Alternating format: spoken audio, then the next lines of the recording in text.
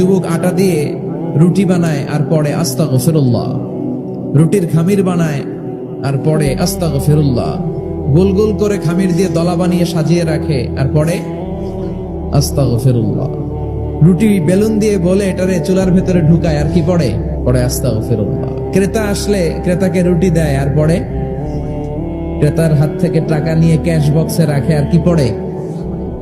ইমাম আহমদ ইবনে হাম্বল তো অবাক, ঘটনা কি? আসার পর থেকে এই যুবকটার দেখতেছি খালি পড়ে আস্তাগফিরুল্লাহ আস্তাগফিরুল্লাহ।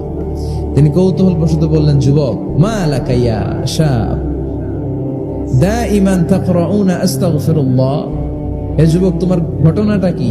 আসার পর থেকে তুমি শুধু দেখতেছি পড়তেছো আস্তাগফিরুল্লাহ আস্তাগফিরুল্লাহ, কারণটা কি?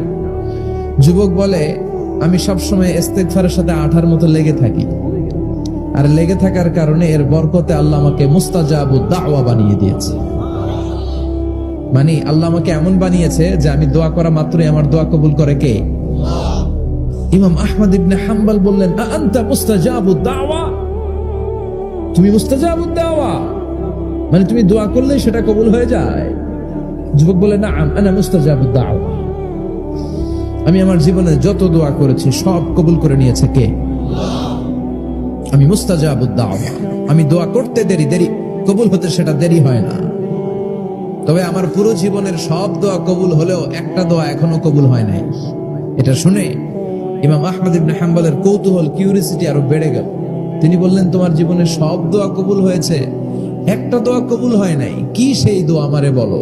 যুবক বলে, আমার জীবনে যে দোয়াটা কবুল হয় নাই সেটা হচ্ছে, আমি আল্লাহর কাছে দোয়া করে বলেছিলাম, আল্লাহ, শুনেছি এই জামানার সবচেয়ে বড় মুহাদ্দিসের নাম হচ্ছে ইমাম আহমদ ইবনে হাম্বল, আমি যেন ওই ইমাম আহমদ ইবনে হাম্বলের কপালে একটা চুমু দিয়ে মরতে পারি, তুমি তৌফিক দিও।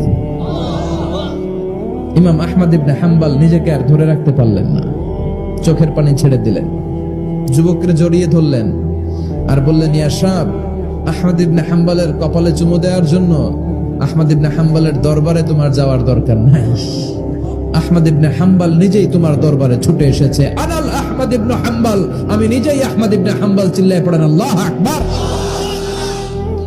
যুবকটি চিৎকার মেরে সাইয়েদনা আহমদ ইবনে হাম্বলকে জড়িয়ে ধরল, আহমদ ইবনে হাম্বলের হাতে হাত রেখে মুসাফা করলো, আহমদ ইবনে হাম্বলের কপালে একটা চুমু এঁকে দিল আর বলল, ইয়া আহমদ ইবনে হাম্বল, এই ইস্তেগফারের কারণে আমার জীবনের সব দোয়াই কবুল হয়ে গিয়েছে।